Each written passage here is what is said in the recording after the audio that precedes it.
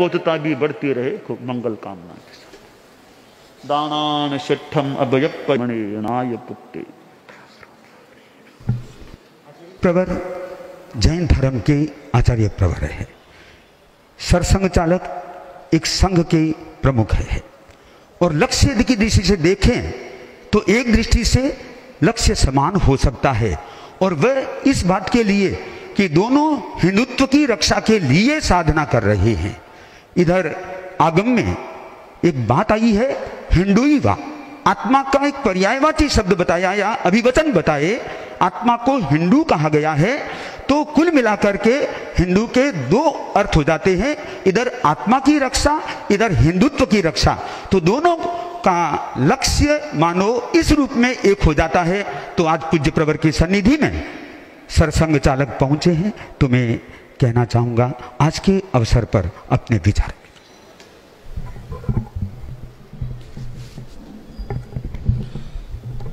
परम श्रद्धेय आचार्य श्री के चरणों में वंदन करता हुआ सभी साधुगण साध्वीगण को विनम्र नमस्कार करता हुआ मैं अपना निवेदन प्रस्तुत करता हूँ।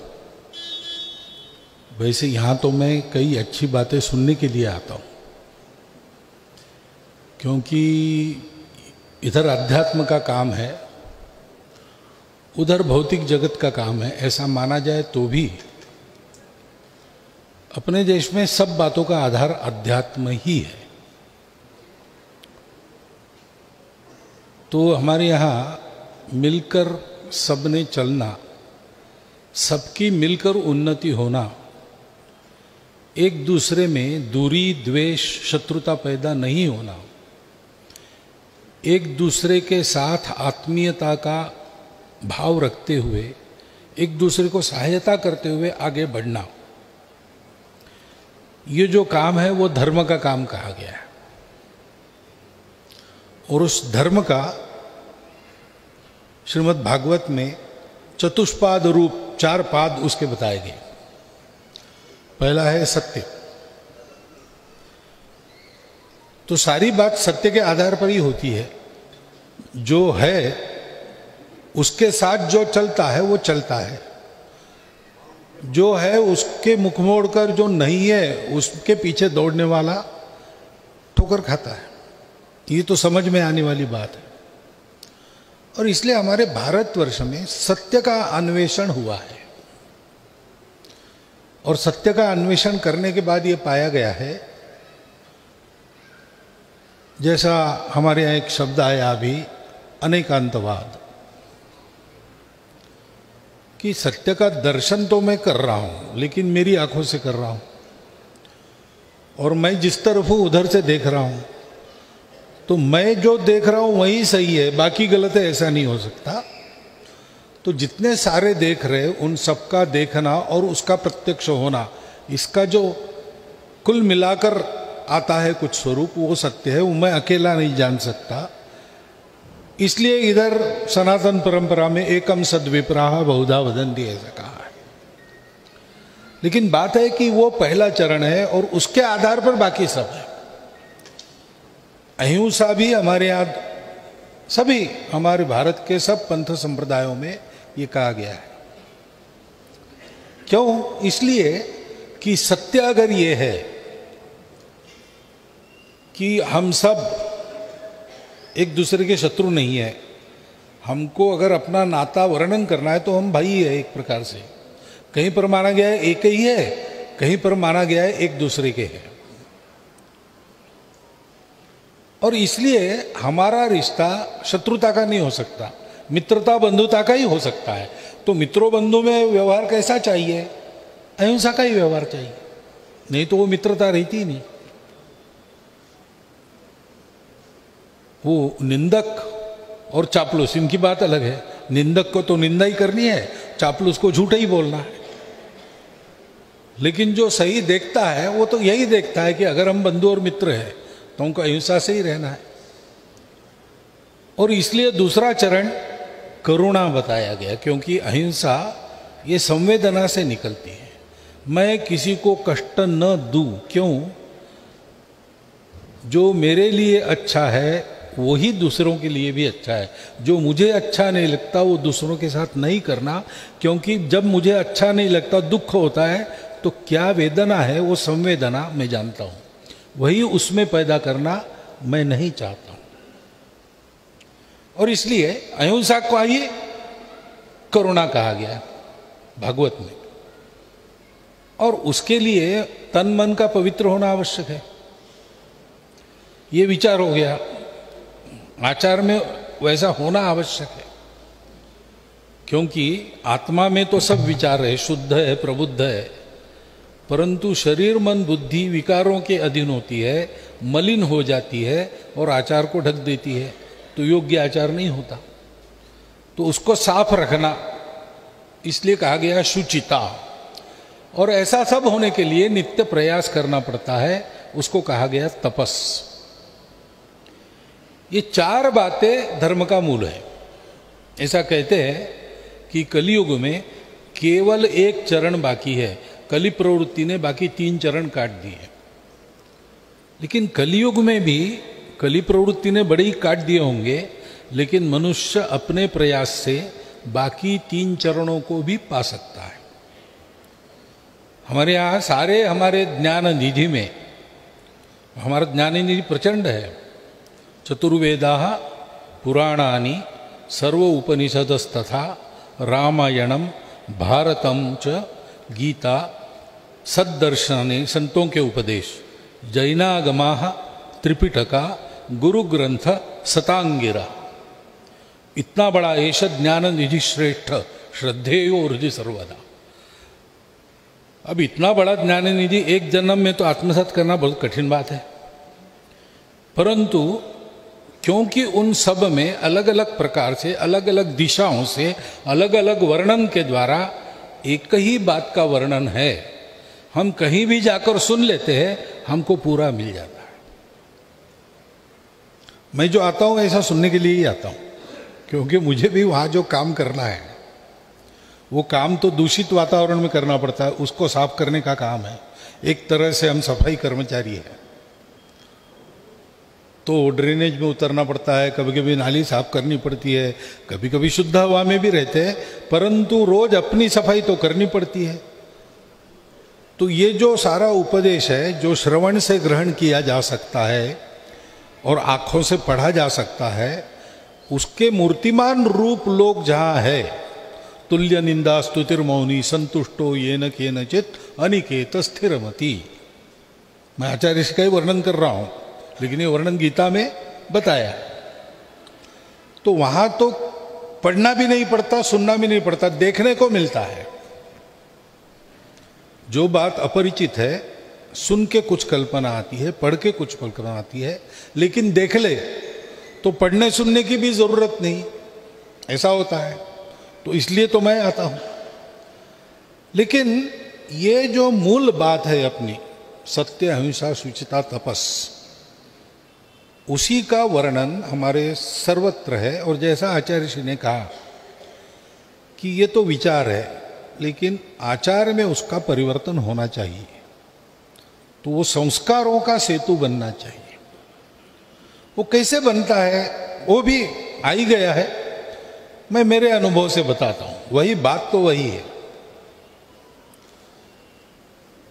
तो ये बात ठीक है कि अच्छा सुनना और अच्छा पढ़ना ये अनिवार्य अंग है उस तपश्चर्या के। आपको जिस दिशा में मन को लगाना है, तो मन को वो दृश्य देना पड़ता है। गलत बातों के दृश्य उपलब्ध है, मन को बताने की भी जरूरत नहीं। उसकी दिशा अधोमुखी है तो भागता है उधर। उसको अगर ठीक से लगाना है रास्ते पर, तो उनसे ज्यादा शक्तिवान ऐसा वाचन में से अथवा उत्तम वाणी में से, अनुभूत वाणी में से, सरल प्रेममय वाणी में से उपदेश भी उसने सुनना चाहिए। ये भी मनुष्य कर लेता है, लेकिन उसको वैसा होना है, उसकी इच्छा उसमें से उत्पन्न होती है। मनुष्यत्व मिला है सत्संग के कारण, महापुरुष संश्रय के कारण मुमुक्षत्व भी मिल जाता है। जन्म से भी प्राप्त होता है, नहीं तो इस सत्संग से भी प्राप्त होता है।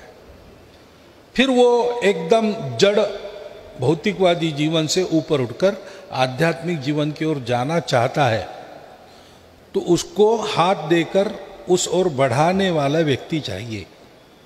गुरु कहिए, कुछ भी कहिए, लेकिन उसको क्या करना है? कुछ गुरु को करना है, कुछ जो मुक्ति चाहता है उसको करना है। तो जिसको ये कराना है, लोगों को ऊपर लाना है, पहले उसको, वो किसी भी स्तर हो, उसको उस स्तर पर जाना पड़ता है, उनके जैसा बनना पड़ता है। अलौकिक होकर भी लोगों में रहना पड़ता है। लोगों के प्रति अलौकिक होकर नहीं चाहिए, क्योंकि अलौकिक जो चरित्र है, चित्र है, लोग उसकी पूजा करते हैं, उत्सव करते हैं, लेकिन ऐसा करके उसके जैसा बनने की जिम्मेवारी से मुक्त हो जाते हैं। ये लोगों का स्वभाव है, मनुष्य का ये स्वभाव है। वो बहुत अच्छा है, सुंदर है, भव्य है, दिव्य है, लेकिन बहुत दूर है, मेरे बस की बात नहीं वहां तक जाना। तो मैं उसका तो जय जयकार करूंगा, जयंती पुण्यतिथि पूजा उत्सव सब करूंगा, मैं जहां है वहीं रहूंगा, अपना काम नहीं हो। लेकिन वो अच्छा है, तो फिर वो अच्छाई तक का जो रास्ता है, जो बड़ा कंटका किरण लगता है, मेरे जैसा कोई अगर 2 कदम आगे जा रहा है तो मैं उसका हाथ पकड़ के, वो जाता है मेरे जैसा ही है, तो 2 कदम तो मैं भी जा सकता हूं। तो गुरु को 2 कदम आगे उस रास्ते पर अपने शिष्य के निकट रहना पड़ता है। ये विशेषता है। हम सनातनी परंपरा में कहते गुरु गोविंद दोनों खड़े, काके लागू पाए। और गुरु के क्योंकि गुरु का सामर्थ्य है, गोविंद को भी सामने खड़ा रखता है। इतने सामर्थ्यवान गुरु है, लेकिन वो जब अपना काम करते हैं तो वो शिष्य के निकट, शिष्य को लगता है थोड़ा ही आगे है, उतना आगे जाके देखता है तो उसको ध्यान में आता है और थोड़ा आगे है। थोड़ा थोड़ा थोड़ा करके गुरु शिष्य को कितना आगे ले जाता है। ये शिक्षा देने की कला है। जिसको सिखाना है उसके स्तर पर आकर वो समझे ऐसा, उसका आगे बढ़ने का उत्साह कायम रहे, इतना आगे रहना। और शिष्य को यह करना पड़ता है कि गुरु ने अगर हाथ बढ़ाया तो मैं भी थोड़ा अपने पंजों पर ऊंचा खड़ा हूं, एड़िया उठाऊं तो मैं हाथ पकड़ सकूं। ऐसा जो आलसी है, जो कहता है कि गंगा अगर पवित्र है तो मैं बिस्तर पर लेटा हूं, मेरे पास आके मुझे पवित्र करे, तो गंगा कभी आकर पवित्र नहीं करती। एक ही बार हमने गंगा यात्रा निकाली थी, सारे देश में गंगा का जल लेके गए थे, लेकिन उसमें भी जिन लोगों ने अपने घर के बाहर रास्ते तक आने का कष्ट किया उन्हीं को मिला, बिस्तर पर गंगा नहीं मिलती। तो शिष्य को भी प्रयास करना पड़ता है। प्रयास का उत्साह जागृत रहता है जब वो देखता है कि हाँ ये हो सकता है, ऐसा हुआ है, मेरे साथ अन्य लोग भी कर रहे हैं। यानी महापुरुष हो गए, महापुरुष बनने वाले आगे आगे बढ़ रहे हैं, और मेरी पीढ़ी तक मेरे जैसे लोग प्रयास करके आगे बढ़ रहे हैं। वहां तक जब पहुंचेंगे, लेकिन आगे तो बढ़ रहे, ये उसको दिखना चाहिए।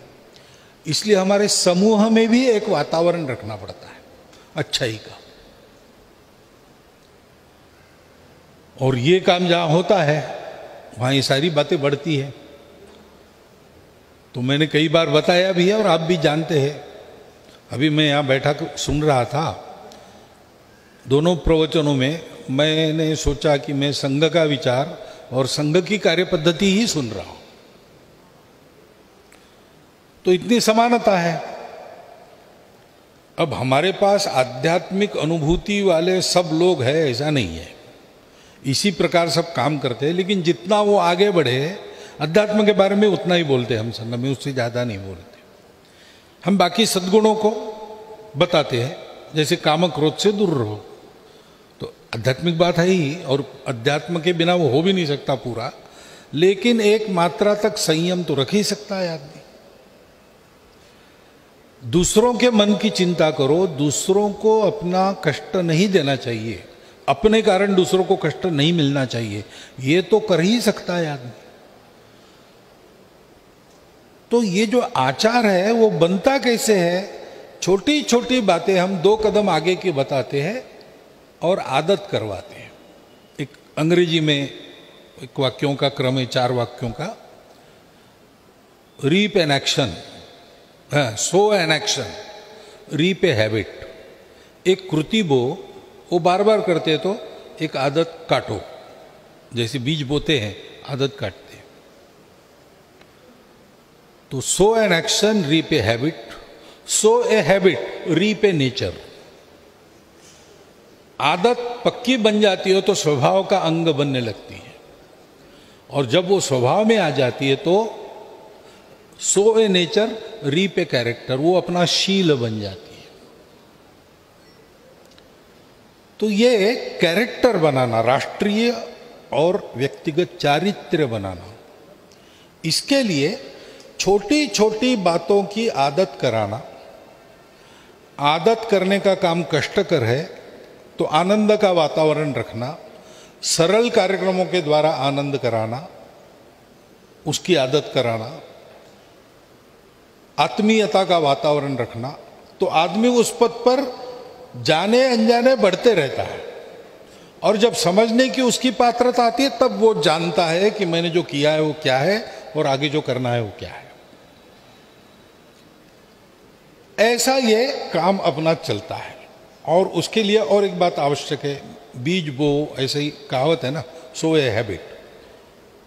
तो बोने के लिए बीज चाहिए। पहली बात, बीज है तो वृक्ष मिलेगा, बीज ही नहीं है तो वृक्ष नहीं मिलेगा। लेकिन केवल बीज होके नहीं चलता, जमीन चाहिए, और जमीन तैयार चाहिए। फेंक दिया बीज जमीन पर तो बहुत कम जमीन ही पहले से इतनी तैयार है कि जहां बीज पड़ा तो अंकुरित होता है। बिहार में अपने टाल क्षेत्र है, गंगा के दहाने में प्रतिवर्ष बाढ़ आती, गंगा सारा वो अपनी मिट्टी लेके वहां आ जाती, 4 महीने रहती, चली जाती। जाने के बाद गंगा के वो मिट्टी वहां रह जाती। उसमें अगर चना आपने फेंक दिया तो फिर आपको काटने के लिए ही जाना है, इतनी उपजाऊ। लेकिन ऐसा कम रहता है। मनुष्यों में भी जो जन्मतः पूर्व कर्मों के कारण तैयार होके आए हैं, इसलिए कुछ छोटी बात बन जाती है जिससे एकदम वो बीज उनमें पनपता है, क्योंकि वो पहले से तैयार है। सामान्य तो समाज की अवस्था ऊसर जमीन जैसे रहती है, उसको तैयार करना पड़ता है। और ये तैयार करने का काम अपनी आत्मीय निकटता करती है, क्योंकि सब में आत्मा है, सब एक ही है अथवा एक दूसरे के है। तो हम सबको देखते हैं तो अपनत्व की दृष्टि से, कुछ उनके बारे में करते हैं तो उनके कल्याण की दृष्टि से, कुछ उनको सुनाते हैं तो उनका हित हो ऐसा ही सुनाते हैं। ऐसा जब व्यवहार रहता है तो मनुष्य उस आदमी का कहा हुआ करने की प्रवृत्ति, माता का सुना उस बालक ने, माता कोई बड़ी तत्वज्ञ रही होगी वगैरह ऐसा नहीं, लेकिन माता की जो ममता है तो पुत्र सदा उसका अंकित रहता है। और इसलिए माता ने कहा झूठ बोलना पाप है, इसका मतलब झूठ बोलना पाप है। कोई सबूत की आवश्यकता नहीं, तर्क की आवश्यकता नहीं, किस ग्रंथ में हो बताओ, कोई जरूर नहीं। हमारी माँ ने कहा है, अपने आदमी ने कहा है। आप्त वचन प्रमाण, ऐसा एक प्रमाण का प्रकार भी है। जब मनुष्य की क्षमता नहीं थी प्रत्यक्ष देखने की, या तर्क से अनुमान तक आने की, या देखने वाले बातों से अनुमान लगाने की, तो आखिरी बताया आप्त वचन। जो अपना है उसका कोई अपना स्वार्थ नहीं है, उसका वचन प्रमाण है। इसलिए संत वचनों पर शंका करने का कारण नहीं होता, क्योंकि संतों को कुछ नहीं चाहिए, अनिकेत है, वो स्थिरमति है, उनको निंदा स्तुति से कोई फर्क नहीं पड़ता, और उनको संतुष्ट करने के लिए कुछ नहीं करना, छोटी सी बात संतुष्ट हो जाते। उनका अपना कोई स्वार्थ नहीं रहता, सबके प्रति प्रेम रहता है। वो अगर कहते हैं तो वो सही होगा, नहीं तो वो हमको नहीं कहते। ऐसा संबंध बन जाता है तो जमीन तैयार होती है। वहां फिर आप बोलकर अपनी कृति को उदाहरण स्वरूप उसके सामने रखकर अथवा श्रवण के द्वारा कुछ बीज डाल देते हैं तो वो जरूर अंकुरित होता है और बड़ा होता है। ये जो मनुष्यों को संस्कार देने का शास्त्र आज करने की बहुत ज़रूरत है। महाराज जी ने बिल्कुल ठीक कहा। सर्वत्र दुनिया में पहली समस्या कौन सी है? संस्कार लोग हैं। बाहर के बहुत है, मैंने बाहर की बातों का उल्लेख किया जाए तो लंबी सूची है, लेकिन मैं कहूँ कि भद्दी आदतें डालने वाले वीडियो से लेकर तो तालिबान तक सभी संकट है, सबको है, सभी चिंतित है। लेकिन अगर मैं इतना पक्का हूं कि मेरा कुछ नहीं बिगाड़ सकते तो मुझे चिंता करने की आवश्यकता नहीं। डरना इसलिए पड़ता है कि हम मजबूत नहीं है, इसलिए हम इस दृष्टि से सबल बन जाए। इसका मतलब है प्रत्येक घर में ये संस्कार हो, और वो हम अभी से शुरू कर सकते हैं। यहाँ जो गृहस्थ बैठे हैं अभी से शुरू कर सकते। क्या करना है? अपने घर में सदाचार का वातावरण रखना है। घर के बड़े लोगों का उदाहरण चाहिए, उनके उदाहरण गलत नहीं होने चाहिए। बच्चों को जो है वैसा है ऐसा बताना चाहिए, जो सही है वो बताना चाहिए, जो सही है वो करना चाहिए, और प्रेम से उनको समझाना चाहिए। अच्छा पढ़ना, अच्छा सुनना, अच्छा चिंतन करना, इसमें उनको लगाना चाहिए। सप्ताह में एक बार अगर अपने घर में सबके साथ हम बैठे, श्रद्धानुसार भजन भोजन किया और एक 2-3 घंटा चर्चा की और इन बातों की चर्चा की, तो घर के बच्चों में भी वो सत्प्रवृत्ति आ जाएगी। बाहर कितना भी बिगाड़ने वाला वातावरण रहे वो उसके अधीन नहीं होंगे। बच्चे की प्रवृत्ति 3 साल तक तैयार हो जाती है, आयु के 6 साल तक पक्की हो जाती है, और आगे 12वें साल तक वो अपने माता पिता के कहे पर श्रद्धा रखकर निश्चित रूप से चलता है। उन 12 वर्षों में उसकी तैयारी ठीक करो, बाद में जिसको अंग्रेजी में टीन एज कहते हो और तारुण्य में उसका अधपतन नहीं होगा, क्योंकि उसमें विवेक रहेगा। ये दिखता बहुत अच्छा है, आकर्षक भी है, लेकिन अच्छा नहीं है। वो दिखता उतना अच्छा नहीं होगा, रूखा सूखा होगा, लेकिन यही मेरे लिए हितकर है। यत्तदग्रे विषमिव परिणामे सुखोपमम तत्सुखम सात्विकम प्रोक्तम। तो सुख की ओर सब भागते हैं, लेकिन सात्विक सुख कौन सा है ये पहचानने का विवेक उसका तैयार हो जाता है, फिर वो नहीं बिगड़ता। तो आपने कुछ संकेत किया, मैं क्या बोलूं उस पर मैं बोला हूं। उपदेश करने का मेरा भाव नहीं है। आप सबसे जो सुना है वो मेरे शब्दों में प्रक्रिया करके मैं आपके सामने रखता हूं। आपने सुना, मैं कृतज्ञ हूं। बहुत बहुत धन्यवाद।